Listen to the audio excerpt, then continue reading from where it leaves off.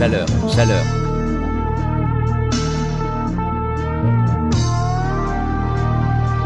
Chaleur, chaleur.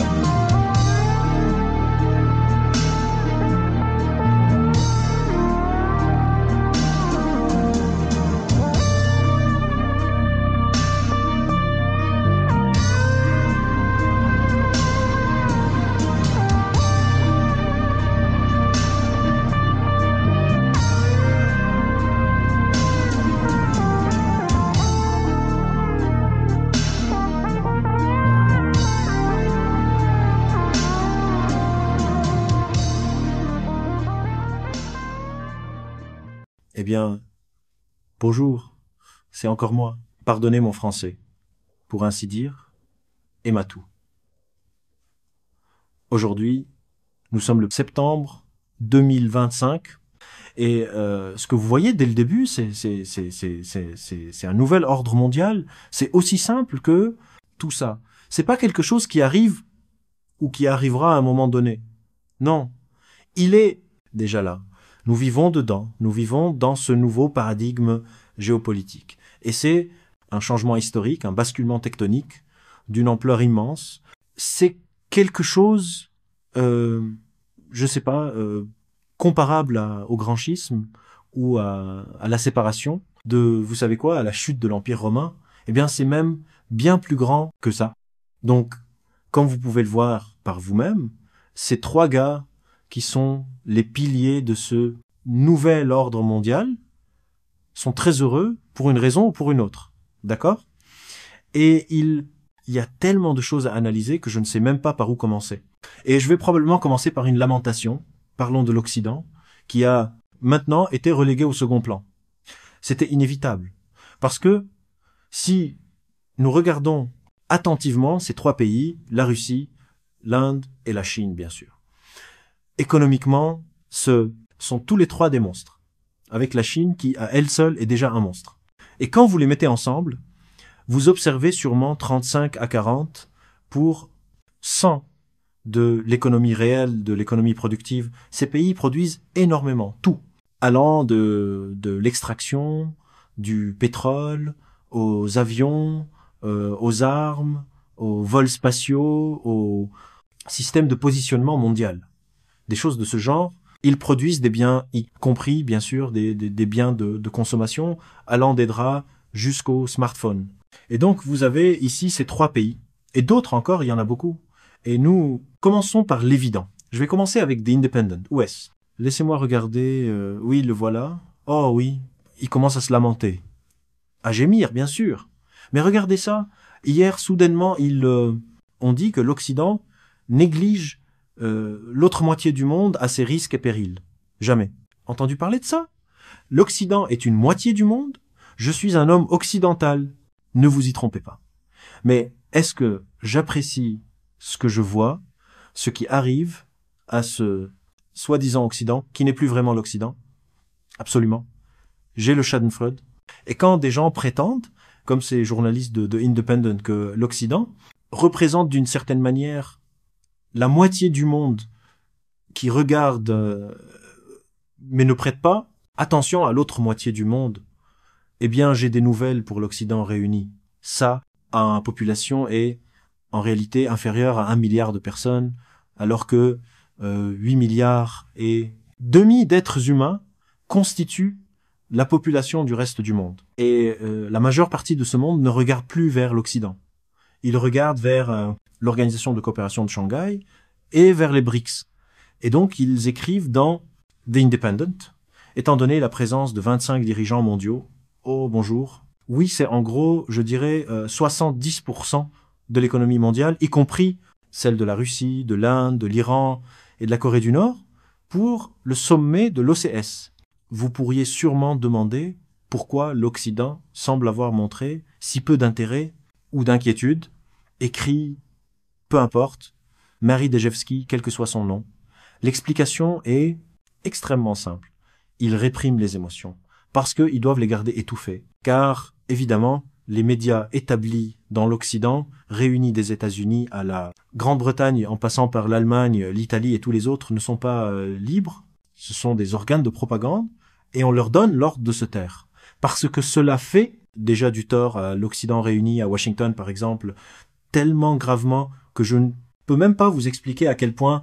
Et donc, nous avons toutes sortes d'autres personnes qui essaient de... vous savez quoi? C'est tout simplement incroyable. Voilà un autre perdant, là, oui. Max Hastings, il est Sir. Il était une sorte de journe. Eh bien, ce type est essentiellement un clown. Comme on pouvait s'y attendre de la part de la plupart de ces soi-disant historiens ou journalistes venant du Royaume-Uni aujourd'hui. Et le dernier grand historien, en réalité, c'était Corélie Barnett. Un homme de signification mondiale en termes d'écriture de l'histoire réelle du monde et de la Grande-Bretagne, mais lui écrit et se lamente que Poutine ne verrait que la faiblesse américaine en Ukraine. Il ne la voit pas. Les États-Unis sont faibles.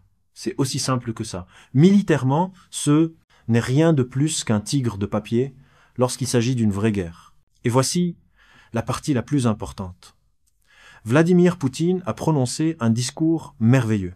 Vous pouvez l'écouter sur YouTube, et il est déjà traduit en anglais, et voici comment le rapporte le Hindustan Times. Oui, allez-y et écoutez, c'est doublé en anglais.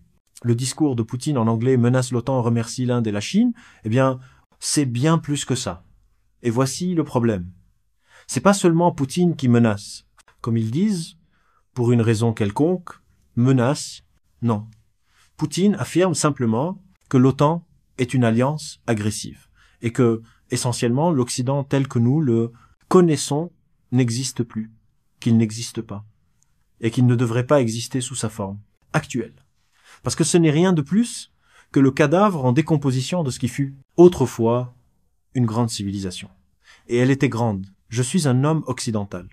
Je suis un homme occidental dans chaque facette de ma vie. Pour moi, Shakespeare et les Beatles ou Dürer ou d'autres encore font partie intégrante de ma culture, mais, et voici la partie la plus importante, cela devrait donner à tous les autres en Occident le choc absolu.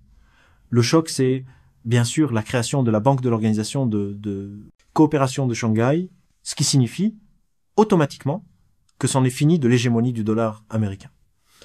Le dollar continuera à circuler comme une autre monnaie, mais la banque de l'OCS de Shanghai sera, comme l'a déclaré Vladimir Poutine, sera. Ce qui signifie que le travail, la tâche, ont déjà été accomplis. Et que tout est prêt à être lancé. Et c'est destiné à protéger les pays dans le cadre du commerce. Et contre le chantage de Washington, ce qui, à ce stade, nous permet de dire aujourd'hui que les États-Unis sont juste une autre grande puissance. Oui, c'est une superpuissance, mais c'est une autre grande puissance. Cette époque de l'hégémonie est révolue. C'est fini. Et ce n'est pas seulement cette banque qui achève l'hégémonie du dollar. Elle permet aux deux pays des BRICS, et donc à l'Organisation de coopération de Shanghai, d'échanger entre eux sans aucune référence ou dépendance à une quelconque dénomination monétaire extérieure. Et voici l'autre chose qui doit être abordée. Je ne suis pas un financier, ne vous y trompez pas. Je ne produis ni ne donne aucun conseil ou prévision financière. Mais il semble que personne, parmi les BRICS par exemple, au sein de l'Organisation de coopération de Shanghai, ne se précipite vers une sorte de monnaie unifiée, comme l'euro. Non. Les gens veulent garder leur monnaie. Vraiment. Les Russes veulent leur rouble. C'est une bonne monnaie. L'Inde veut sa roupie. La Chine veut son yuan. Il suffit d'établir une unité de conversion pour commercer. Mais je ne pense pas qu'il y aura une quelconque monnaie unifiée. Cela fonctionne sans monnaie unifiée, comme l'euro. Toutes ces machinations financières et choses de ce genre, c'est très bien. Et ça avait sûrement de l'importance à une époque quand l'Europe représentait à elle seule une puissance industrielle et économique, compris les États-Unis, dont bien sûr beaucoup de cette brillance a été perdue, elle s'est éteinte. Mais voilà ce que nous avons. Et puis, soudainement, regardons de près ce que Vladimir Poutine a réellement décrit. Et si vous observez comment c'est formulé, nous avons aussi les déclarations de Vladimir Poutine qui ressemblent à ceci. En termes d'autres choses, pas seulement la banque. Par exemple, voici une autre déclaration de Poutine. Les valeurs traditionnelles devraient être replacées à l'ordre du jour international. Poutine l'a dit lors d'une réunion SEO+, alors qu'il invitait les participants au concours de la chanson Intervision de Moscou, prévu le 20 septembre. il a affirmé que la compétition visait à promouvoir des valeurs culturelles et spirituelles universelles, en ajoutant que des artistes de plusieurs pays avaient déjà confirmé leur participation. Intervision est présentée comme une alternative à l'Eurovision, offrant une plateforme pour une participation mondiale après que la Russie a été bannie de l'événement européen en 2022. Bien, personne n'a besoin de regarder ce satanisme qui se déroule en Europe dans ces shows de l'Eurovision. En dehors du fait qu'il y a très peu de talents, ceux sont surtout des semi-nus, enfin des transgenres ou peu importe. Donc, je veux dire que c'est une bonne idée. Et il parle évidemment du fait que de plus de pays cherchent à coopérer avec l'Organisation de coopération de Shanghai. Le président Vladimir Poutine a ajouté que l'intérêt mondial pour le travail du bloc continue de croître absolument. Un nombre croissant d'États s'efforcent d'établir un dialogue ouvert et égal avec notre organisation, a-t-il déclaré lors de la réunion de l'ADM. Le sommet de cette année à Tianjin est le plus grand de l'histoire du groupe, rassemblant plus de 20 dirigeants étrangers et des représentants d'organisations internationales. Qui sont ces dirigeants? Toutes sortes de dirigeants. La Malaisie, vous savez, et ainsi de suite. La Turquie, évidemment, on peut rien faire sans la Turquie. L'Iran, bien sûr. Évidemment, Monsieur Aliyev d'Azerbaïdjan et Monsieur Pachinian d'Arménie étaient également présents. Mais nous savons tous qu'il existe de très sérieux problèmes entre la Russie, l'Azerbaïdjan et l'Arménie. Alors, que s'est-il passé? Eh bien, ils ont postulé et l'Inde a encore bloqué l'entrée de l'Azerbaïdjan dans l'Organisation de coopération de Shanghai, tandis que le Pakistan, qui fait partie de cette organisation, a bloqué l'Arménie. Cela doit être traduit pour ces peuples. Des républiques transcaucasiennes, ils sont importants, mais pas tant que ça. C'était une gifle pour eux.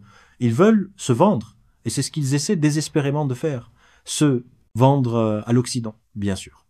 Pour une raison quelconque, certaines personnes pensent que cela va, d'une manière ou d'une autre, déstabiliser stratégiquement la Russie. C'est comme ça que les gens de Londres, les imbéciles de Chatham House ou du MI6 ou de la CIA, imaginent les choses. Mais évidemment, c'est parce qu'ils sont illettrés et qu'ils ne savent pas de quoi ils parlent là. Mais ils vont essayer. Par exemple, nous savons que la plus grande ambassade américaine se trouve à Erevan. Oui, c'est la plus grande ambassade américaine dans le monde entier. Pour une raison quelconque, ils pensent que l'Arménie est si importante. Pour les Russes, l'Arménie n'est pas importante. La diaspora arménienne, oui, est importante. Les Arméniens qui vivent en Russie, eux, sont importants. Mais l'Arménie est en réalité un pays hostile à la Russie et elle ne comprend toujours pas ce qu'elle veut. Eh bien, ce qu'elle veut, en réalité, c'est se vendre à sa diaspora en France et aux États-Unis. Mais cela signifie aussi qu'elle disparaîtra bientôt en tant que peuple et en tant que pays. Mais encore une fois, je l'ai déjà dit et je le répète, la France elle-même pourrait disparaître et disparaîtra très probablement d'ici 2050, voire plus tôt. Et nous voyons la dynamique de l'Occident. C'est pourquoi ils ont ces émotions refoulées. Quand vous regardez Vladimir Poutine et M. Xi, ils louent vraiment le taux de croissance incroyable de toutes les économies de l'Organisation de coopération de Shanghai, environ 5% par an. Pendant ce temps, nous avons cette situation en Allemagne. Et que puis-je dire? C'est pas drôle qu'on s'y trompe pas. Je méprise vraiment les élites occidentales, mais je comprends ce que les peuples de l'Occident traversent. Et voici, un article dit que l'industrie allemande a perdu près de 250 000 emplois dans un ralentissement qui s'aggrave, selon une étude publiée il y a 5 jours, et que, puis-je dire, cela va continuer. Vous ne pouvez plus arrêter cela. Ce n'est pas comme lorsque l'on discutait de la possibilité pour le Royaume-Uni de contracter un prêt auprès du FMI, une situation similaire à celle de 1974, qui avait alors aidé à maintenir la Grande-Bretagne à flot. Mais n'oublions pas la Grande-Bretagne de 1974, qui était alors une puissance industrielle. Et la Grande-Bretagne de 2025 sont deux pays différents. Le Royaume-Uni de 2025 et je ne sais même pas, il est relégué dans la deuxième douzaine de pays. Je veux dire, il est même plus dans le top 10 économique. Et oui, il a été complètement désindustrialisé. Donc si on en arrive là, et nous savons que le pays est brisé, en faillite si on en arrive à un prêt du FMI comme on en parle, cela n'aidera pas. Cela n'aidera pas. Le système lui-même est cassé. Et là, nous devons écouter Larry, en fait, notre bon ami Larry Johnson, qui dit que en regardant ce qui se passe en Occident réuni, il évoque l'organisation de coopération de Shanghai et le fait qu'un nouveau chapitre de l'histoire politique internationale est en train de s'écrire. Absolument. Mais ici, il déclare correctement que la politique étrangère de Donald Trump est en train de se transformer en une production en série de débâcles. Et il parlait de l'Inde, mais ce n'est pas seulement l'Inde, c'est aussi la Chine, et même avec la Russie. Certes, oui, Poutine a fait l'éloge de Trump et du sommet en Alaska dans son discours, avec de bonnes intentions, mais en réalité, Trump a encore sorti du pur vent de sa bouche tellement que, encore une fois, pour une raison quelconque, il y a eu cette idée d'une rencontre entre lui, Zelensky et Poutine. L'assistant de Vladimir Poutine a déclaré aujourd'hui officiellement que cela n'avait jamais été discuté. C'est même pas à l'ordre du jour. Personne ne prépare quoi que ce soit. Évidemment, Poutine ne rencontrera pas Zelensky, c'est évident. Il est illégitime. Point final. Pourquoi Trump fait-il cela? Il doit le faire. Parce qu'il n'a rien d'autre à montrer. Et comme Larry le dit correctement, c'est une production en série de débâcles. Alors qu'en réalité, encore une fois, les Russes ont offert une sortie de secours aux États-Unis. Contrairement à l'Europe, les Russes doivent le faire parce que les États-Unis restent une superpuissance, une puissance nucléaire. Personne ne veut sa déstabilisation. Personne ne veut que les États-Unis s'effondrent complètement et se détruisent eux-mêmes comme une explosion. Nucléaire, contaminant tout autour. Non. Personne ne veut ça. Ni la Chine, ni l'Inde, ni la Russie, ni personne d'autre qui a un peu de bon sens. Ils veulent que les États-Unis atterrissent relativement en douceur. Ce sera quand même un atterrissage difficile, mais les États-Unis survivront. Surtout si l'on considère que les États-Unis possèdent encore un arsenal nucléaire certes obsolète et toutes sortes d'autres capacités qui en font toujours une superpuissance. Et encore une fois, cela reste un très grand marché, 330 millions de personnes. Allons, c'est un pays sérieux, économiquement c'est pas le numéro 1, quiconque écoute ou lit tous ces chiffres publiés par le Fonds monétaire international, tous ces chiffres de PIB, c'est de la foutaise. Les États-Unis sont la deuxième économie mondiale, et qui sait, selon la façon dont l'Inde évoluera dans tout cela, nous verrons. Alors, laissez-moi vous rappeler pourquoi, en réalité, Monsieur Modi, Monsieur Xi et Poutine sont très contents. Laissez-moi vous montrer quelque chose. Voici l'approvisionnement de l'Inde en pétrole brut. Ce n'est que le pétrole brut. Quiconque pense que ce n'est que du pétrole, je lui vends un pont. Cependant, le pétrole brut est important. Et comme vous pouvez le voir, la Russie représente 37% des importations indiennes. Donc, si vous pensez que c'est pas important, j'ai une autre nouvelle pour vous. N'oubliez pas que l'Inde achète à la Russie toutes sortes de machines et toutes sortes d'autres produits et bien sûr des armes. Et nous parlons de dossiers majeurs. Ces personnes qui pensent encore « Oh oui, l'Inde vient juste d'acheter des Rafales ». Non, non, non, non, non. Les Indiens aiment leurs Su-30. Ils aiment leurs chars qui sont bien sûr fabriqués en Russie. Ils aiment leurs Squadrons. Donc, c'est du haut niveau de technologie autant que possible. L'Inde continuera d'acheter cela et les Russes continueront d'interagir et de commercer avec l'Inde. Et n'oubliez pas Rosneft, ce géant de la production pétrolière russe, il possède en fait des raffineries en Inde. Pour ceux qui ne comprennent pas ce qui se passe, il y a une intégration économique sérieuse sur cette voie, pour ainsi dire. Sans parler du fait que la Russie se représente elle-même ce qu'elle fait, en tant que défenseur du réel. Mais ensuite, regardez les trois puissances nucléaires présentes. Évidemment, l'arsenal militaire russe est de loin le meilleur au monde, mais malgré tout, l'Inde est une puissance nucléaire, la Chine est une puissance nucléaire, et elle dispose de forces armées très importantes, des armées très avancées. Alors, que puis-je dire? Vous regardez ces trois pays au début, et pourquoi ne pas être heureux? Pourquoi ne pas en profiter? Ils savent sur quoi ils sont assis. Ils sont au sommet du monde, sont les chiens de tête. Et bien sûr, ils sont heureux, bien sûr, ils sont prêts à parler, et bien sûr, ils sont prêts à parler du reste du monde. Vous pouvez voir vous-même que beaucoup de gens disent « Et ou bien certains médias disent « Oh, c'est pas contre l'Occident. Oh, c'est pas contre l'Occident en soi. » Personne ne veut sortir pour détruire l'Occident ou le faire délibérément.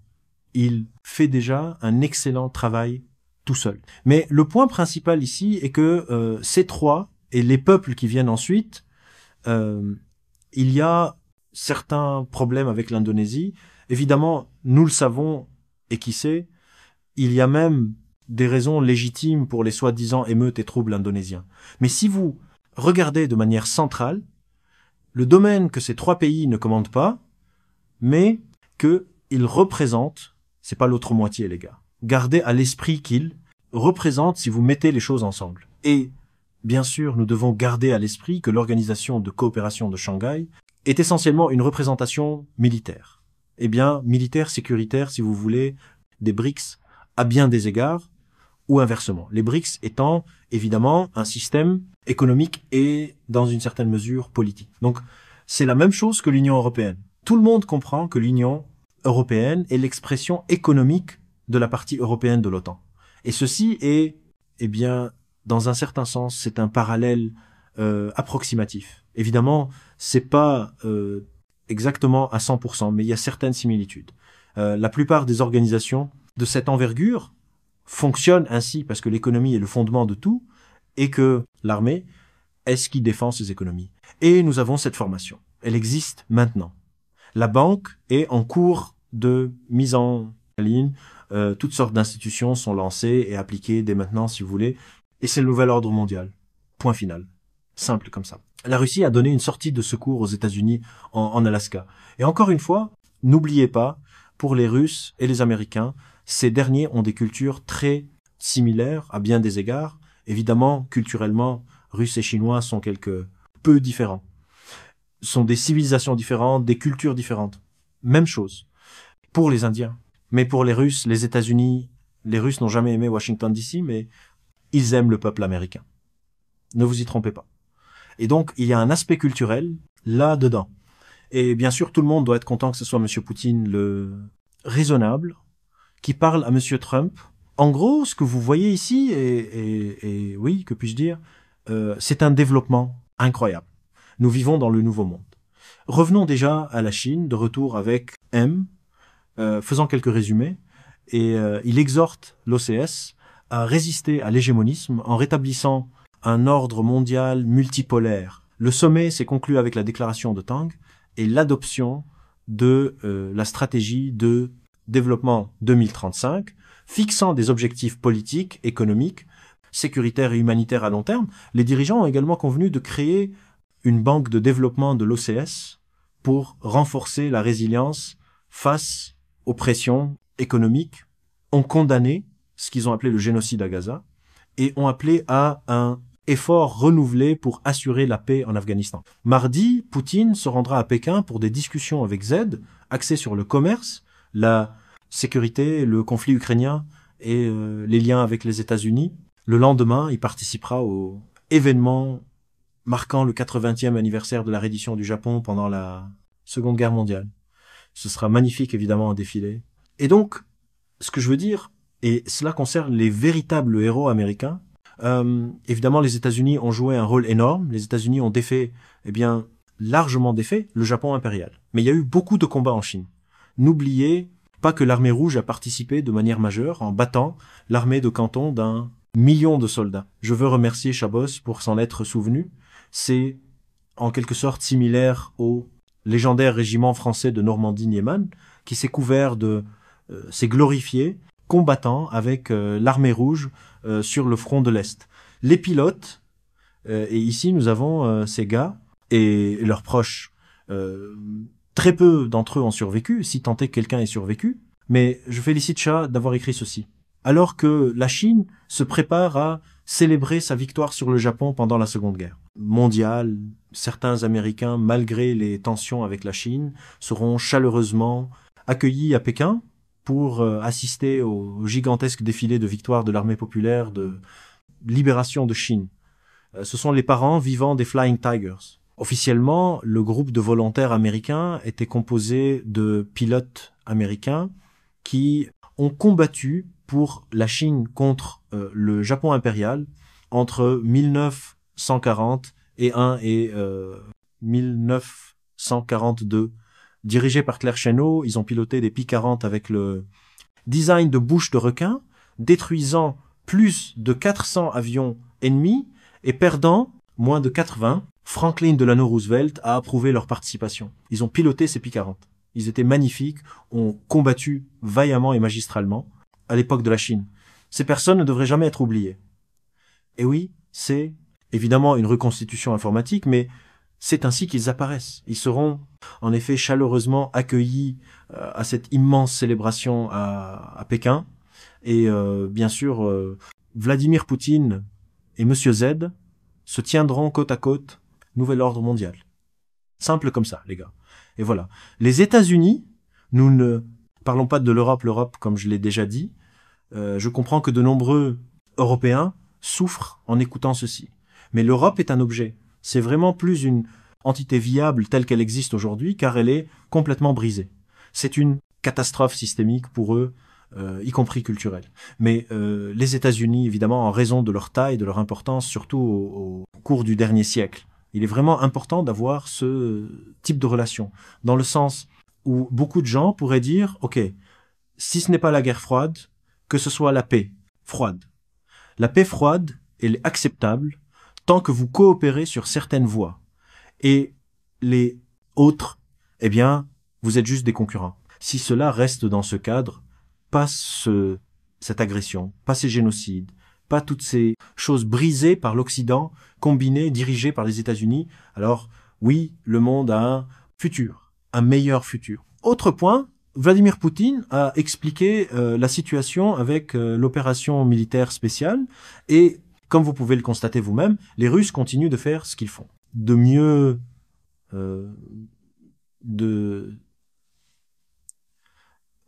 c'est-à-dire mener la guerre. Et ceci est hier, comme vous pouvez le voir, vous-même. Voici le décompte, et c'est à peu près la même chose.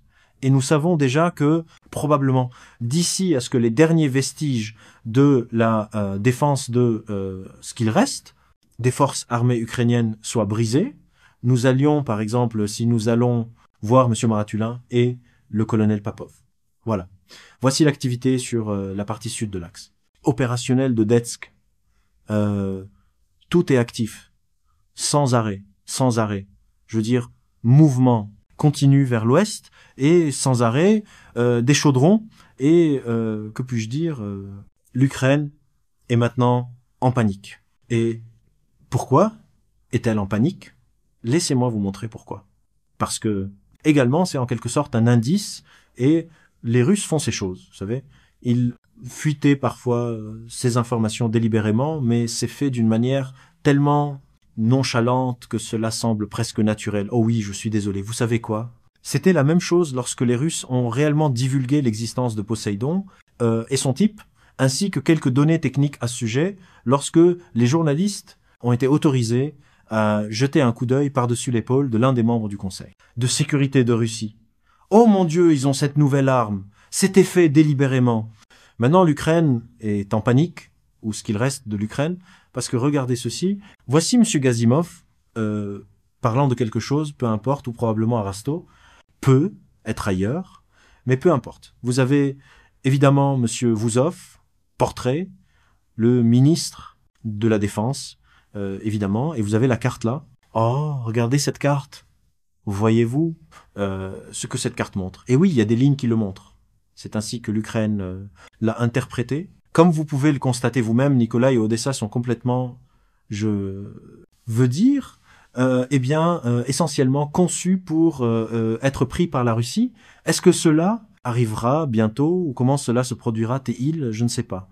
Mais il y a de la panique et du désespoir à cause de cela et que puis-je dire? Je veux dire peut être que les Russes ne font pas les choses juste parce que, vous savez, parfois ils se trompent. Ne vous y trompez pas. La Russie est un pays comme un autre, et les Russes, comme tous les peuples, ont leurs propres, vous savez, défauts, et ils atteignent évidemment pas, vous savez, le succès à 100% partout. Mais ceci est un exemple intéressant de ce genre de situation. Et maintenant, en termes de ce qui est arrivé à l'U, en gros, vous devez comprendre Je garde habituellement ces informations sous 30 minutes, mais avant de partir, je veux insister sur ce qui s'est réellement passé au Yémen. Comme vous pouvez le constater, vous-même, il s'agit d'une manifestation colossale dans la capitale du Yémen, Sanaa, réclamant vengeance contre Israël. Et mon Dieu, le Yémen le fera probablement parce que, évidemment, la plupart des responsables militaires et politiques, principalement politiques du Yémen, ont été anéantis par des frappes israéliennes. Et eh bien, évidemment, cela s'est produit. C'était aidé par les États-Unis. Israël, à lui seul, ne dispose pas de véritable capacité de reconnaissance sérieuse. Alors, le peuple du Yémen a réagi. Je pense que parfois, faire ces choses mobilise davantage les gens au lieu de les décourager. Mais encore une fois, vous ne pouvez pas expliquer à des personnes qui ne comprennent pas ce qu'est la vraie guerre, comme Israël, et ils sont vraiment doués uniquement pour tuer des civils. Donc, Sanaa promet, vous savez, la vengeance, et je suis assez sûr que les Houthis accompliront cette vengeance. Et c'est à peu près tout ce que je voulais vous dire aujourd'hui sur ce sujet entier.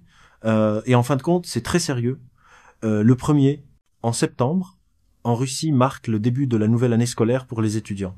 Les élèves partout vont évidemment à l'école portant des fleurs et toutes sortes de choses.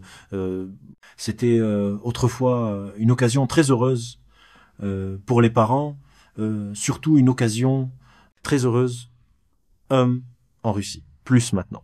C'est le 21e anniversaire, de l'atrocité en islam. Et vous vous souvenez probablement de ce que c'est, et c'est ce qui se passe aujourd'hui. Je veux vous dire une seule chose. Les personnes qui ont conçu, pour ainsi dire, organisé et planifié cette atroce action contre des enfants, elles sont connues, y compris celles qui l'ont fait en Occident. Donc, et c'est pourquoi, au final, ce poison de l'inhumanité et de l'atrocité qui a été commis dans le monde entier, avec ses mandataires, l'a inévitablement rattrapé. Et, que puis-je dire? Bonne lecture. Ainsi, nous étions probablement déjà en train de chercher le nouveau monde courageux et nouveau, et il promet d'être meilleur. Donc, c'est tout ce que je voulais vous dire aujourd'hui, les gars. Et, comme toujours, ceux qui aiment ce que je fais, merci de vous abonner à ma chaîne. Et ceux qui le peuvent, merci de me soutenir sur Patreon ou de m'offrir un café ou deux. Et je veux remercier tous ceux qui me soutiennent. C'est ce qui me permet de rester dans ce métier. Alors, passez un bon reste du week-end de la fête du travail pour les Américains. Et pour les Européens, passez un bon reste de votre week-end. Et pour les autres personnes dans le monde entier, passez un bon reste de semaine. Je vous parlerai plus tard. Au revoir.